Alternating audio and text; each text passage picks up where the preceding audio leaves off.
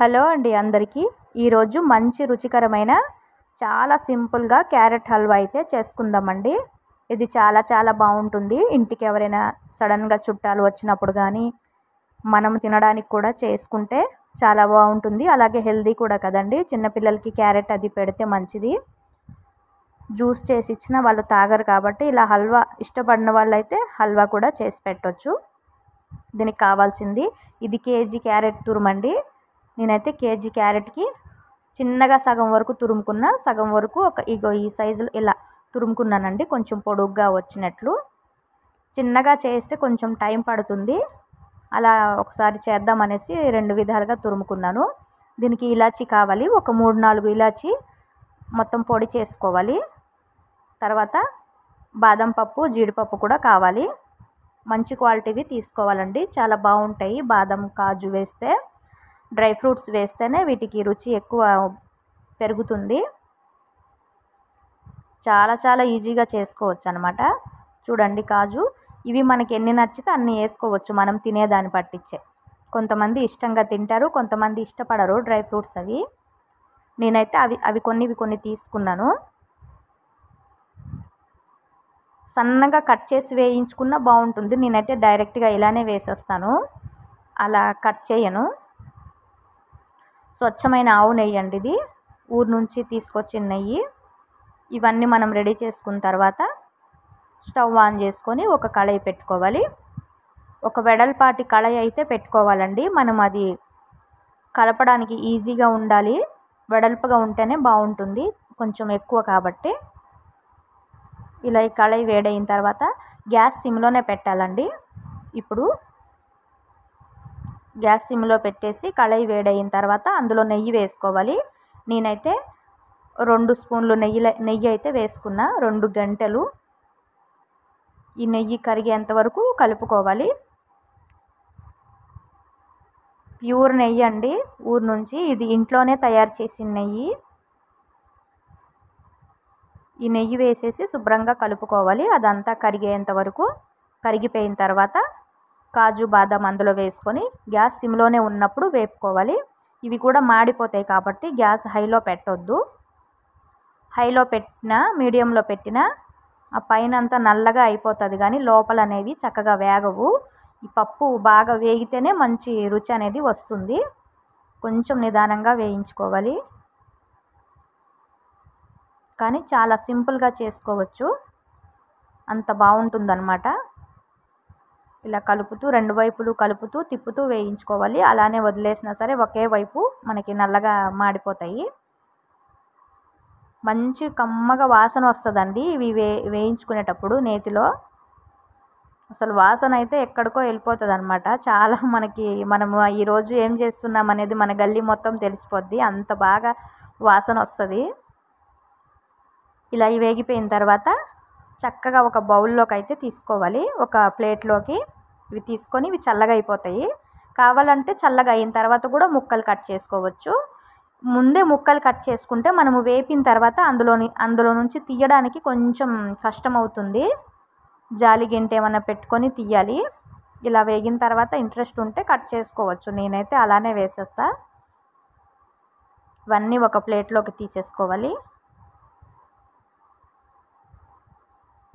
చూసారు కదా కలర్ఫుల్గా మనకి ఎంత బాగుంటాయో డ్రై ఫ్రూట్స్ అయితే. చూడండి చాలా బాగున్నాయి కదూ. ఇవి పక్కన పెట్టేసి అదే నెయ్యిలో కొద్దిగా కిస్మిస్లు వేయించుకోవాలి. ఇవి కూడా గ్యాస్ సిమ్లో ఉన్నప్పుడే వేయించుకోవాలి. ఇవి ఇంకా తొందరగా మాడిపోతాయి కాబట్టి ఇలా కొంచెం అవి ఉబ్బిపోగానే రౌండ్గా అయిపోతాయి. అలా ఉన్నప్పుడు మనం తీసేసుకోవాలి. కొద్దిగా ఈ కిస్మిస్లు అనేది నేను చాలా తక్కువ వేసాను. ఇవన్నీ వేగిపోయేవండి. ఇవి కూడా తీసేసి ఆ ప్లేట్లో పెట్టుకోవాలి. ఇవన్నీ కూడా ఆ ప్లేట్లో వేసుకొని పక్కన పెట్టుకోవాలి. మళ్ళీ గ్యాస్ అయితే సిమ్లోనే ఉండాలి. గ్యాస్ సిమ్లోనే ఉన్నప్పుడు మనము క్యారెట్ తురుమంతా కూడా వేయించుకోవాలి. క్యారెట్ తురుము వేగినలోనే మనకి రుచి అనేది వస్తుందండి. హల్వా మంచి రుచి వస్తుంది. హైలో పెట్టి తొందరగా చేసేస్తామంటే అంత టేస్ట్ బాగోదు. చూడండి క్యారెట్ తురుము అనేది కొద్దిగా వేసుకొని కలుపుకోవాలి. నెయ్యి బాగా వేడిగా ఉంది. సిమ్లో ఉన్నప్పటికే చూడండి ఎలా ఉందో. ఇంకా కావాలనుకుంటే మీడియంలో కూడా పెట్టొచ్చు. నేనైతే నిదానంగా వేయించే చేసుకుంటాను. శుభ్రంగా కలుపుకోవాలి. క్యారెట్లో ఉన్న పచ్చి వాసన పోయేంత వరకు వేయించుకోవాలండి. అసలు ఇందులోనే క్యారెట్ మొత్తం ఉడికిపోతుంది. ఇలా కలిపేసుకొని శుభ్రంగా కలిపేసుకోవాలి. మొత్తం క్యారెట్ తురుము అంతటికి నెయ్యి పట్టేంత వరకు కలుపుకుంటూనే ఉండాలి. ఎక్కడ కూడా ఆపొద్దు. ఆపితే మాడిపోతుంది అన్నమాట. ఎక్కువ నెయ్యి వేసుకున్నాం కాబట్టి అంత తొందరగా మాడదు, కానీ కలుపుతూనే ఉండాలి. చాలా చక్కగా ఉడుకుతుంది. ఇలా కలిపేసి ఒక్క 2 నిమిషాలు మూత పెట్టుకోవాలండి. మూత పెట్టుకుంటే అసలు చాలా బాగా ఉడికిపోతుంది క్యారెట్ అయితే. శుభ్రంగా పచ్చి వాసన మొత్తం పోయేంత వరకు మూత తీసేసి ఒకసారి కలుపుకోవాలి. చూడండి ఇప్పటికే మనకి సగం పైన ఉడికిపోయింది క్యారెట్ అనేది. గ్యాస్ సిమ్లోనే ఉండి మూత పెడతాం కాబట్టి దాంట్లో వల్ల వచ్చే ఆవిరికే ఉడికిపోతుంది క్యారెట్. తురిమేసాం కాబట్టి. చక్కగా ఇలా కలుపుకున్న తర్వాత చక్కెర వేసుకోవాలి. చక్కెర అయితే కొంతమంది స్వీట్ ఎక్కువ తింటారు, కొంతమంది తక్కువ తింటారు. అందుకని చూసి వేసుకోవాలి. కేజీ క్యారెట్ అయితే అర కేజీ చీనీ అయితే పడుతుంది చక్కెర. కిలో క్యారెట్కి 1/2 కిలో చక్కెర, 1/2 లీటర్ పాలు, నెయ్యి అయితే ఒక 200 గ్రాములు అయితే పడుతుంది. ఇలాచి ఒక 4-5 ఇలాచి అన్నమాట. ఇది చక్కెర వేసేసి ఇలా కలుపుకోవాలి స్లోగా. ఆ చక్కెర మొత్తం మనకి కరిగిపోతుందండి. కరిగిపోయి చక్కగా పాకంలాగా వచ్చేస్తుంది. ఆ పాకంలోనే కొద్దిసేపు ఈ క్యారెట్ తురుము అనేది చక్కగా ఉడికిపోవాలి బాగా. చూడండి చీని మొత్తం కరిగిపోయింది.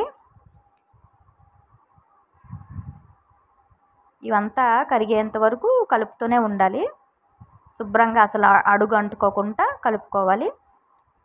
నేను చక్కెర వేసిన తర్వాత మరొక్క 2 నిమిషాలు మూత పెట్టుకుంటా. శుభ్రంగా కలిపేసి మనం పాలు వేసి ఎక్కువసేపు ఉడికించలేము కాబట్టి మనం కాచి చల్లార్చిన పాలు వేసుకుంటేనే మంచిది. కొంతమంది డైరెక్ట్గా పచ్చి పాలే వేసేస్తారు. అలా నాకు నచ్చదు. నేనైతే పాలు మరిగించేసి చల్లగా అయిన తర్వాతే వేస్తాను. వేడిగా ఉన్నా వేసుకోవచ్చు. నేను మరిగించిన పాలే వేసుకుంటానండి. అలానే నాకు బాగుంటుంది. చూసారు కదా చక్కగా మనకి చక్కెర మొత్తం పట్టేసింది క్యారెట్ తురుముకి. శుభ్రంగా రెడీ అయిపోయింది. ఇలా దగ్గరగా అయిపోవాలి అడుగు అంటుకోకుండా. అడుగు అస్సలు అంటుకోలేదు చూడండి. మొత్తం మంచిగా ఉడికిపోయింది అన్నమాట క్యారెట్ మొత్తం. చూడ్డానికే జ్యూసీగా కనిపిస్తుంది కదూ. చాలా బాగా ఉడికింది. అసలు ఎక్కడ కూడా అడుగు అంటనియొద్దు మనము. అడుగు అంటుకున్నట్టయితే కొద్దిగా నెయ్యి ఎక్కువనే పోసుకోవాలి. ఇలా దగ్గరికి అయిపోయిన తర్వాత పాలు అనేవి వేసుకోవాలి. అసలు నీళ్లు కలపని పాలు అండి ఇవైతే. మనకి ప్యాకెట్ పాలే కదా.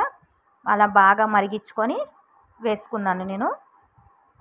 1/2 లీటర్కి కొద్దిగా ఒక టీ గ్లాస్ అన్ని పక్కన పెట్టాను. సరిపోకపోతే వేద్దామని చెప్పేసి ఇలా పాలు వేసుకొని కలుపుతూనే ఉండాలి. పాలు వేసిన తర్వాత మనం ముందే మూత పెట్టి ఉడికిచ్చేసాం కాబట్టి చక్కగా ఉడికిపోయింది. ఫుడ్ కలర్ ఇంట్రెస్ట్ ఉంటే వేసుకోవచ్చు. నేనైతే కొద్దిగా వేసాను. అసలు మామూలుగా అయితే వేయను ఫుడ్ కలర్. అది నాకు పెద్దగా ఇష్టం ఉండదు. వీడియోలో కలర్ఫుల్గా కనిపించాలని ఏదో వేసాను. కొద్దిగా అదే గరిటెలో కొంచెం వేసేసి చక్కెర పాకం పాలు ఒక పక్కకు ఉన్నాయి కదా, అందులోనే కొంచెం ఇలా అనేసి కలిపేస్తే చక్కగా కలిసిపోయింది. కొంచెం అసలు నేను ఫుడ్ కలర్స్ అంటే పెద్దగా వేయను అనమాట ఇప్పుడు ఇలాచి పొడి వేసుకోవాలి. మెత్తగా లోపల ఉన్న గింజలన్నీ మెత్తగా పొడి చేసేసుకోవాలండి. అలాగే వేయొద్దు. గింజలు తగిలితే తినడానికి అసలు బాగోవు. పొడి అయితే అందులో కలిసిపోద్ది కాబట్టి తినడానికి చాలా బాగుంటుంది. చక్కగా ఇవన్నీ వేసేసి దగ్గరగా కలుపుకోవాలి. పాలు మనకి ఇంకిపోయేంత వరకు. చూసారు కదా అడుగు అంటుకోలేదు. అడుగు అంటుకోకుండా మరీ గట్టి పడిపోకుండా కలుపుకోవాలి. మనం నెయ్యి తక్కువ వేసామనుకోండి గట్టిగా పొడిగా అయిపోద్ది. నెయ్యి కొంచెం ఎక్కువ వేసుకుంటే ఏం కాదు. ఇలా దగ్గర పడిపోయిన తర్వాత మనం వేయించి పక్కన పెట్టుకున్న కాజు బాదం కూడా వేసుకోవాలి. సగం వేసుకోవాలి. సగం వరకు వేసుకొని మిగతావి తర్వాత మనం ఒక బౌల్లోకి తీసుకున్న తర్వాత వేసుకోవచ్చు. ఇలా చక్కగా కలిపేసి గ్యాస్ ఆపేయాలి. అయిపోయింది. మనకి క్యారెట్ హల్వా అనేది రెడీ అయిపోయింది. ఎక్కడ కూడా మనకి అడుగు అంటలేదు. మరీ పొడి పొడిగా కూడా కాలేదు. పొడి పొడిగా అయినా అసలు బాగోదన్నమాట. ఇంకా చల్లగా అయ్యే కొద్దీ గట్టిపడిపోద్ది కాబట్టి ముందే చూసుకొని నెయ్యి కొద్దిగా ఎక్కువ వేసుకోవాలి. చూడండి మనకి హల్వా రెడీ అయిపోయింది కదా. ఇప్పుడు ఒక బౌల్లోకి తీసుకుందాము. ఒక బౌల్లోకి తీసుకొని మిగిలిన కాజు బాదం కూడా పైన ఇలా పెట్టుకుంటే చూడడానికి చాలా బాగుంటుంది. తినడానికి కూడా అంతే బాగుంటుందన్నమాట.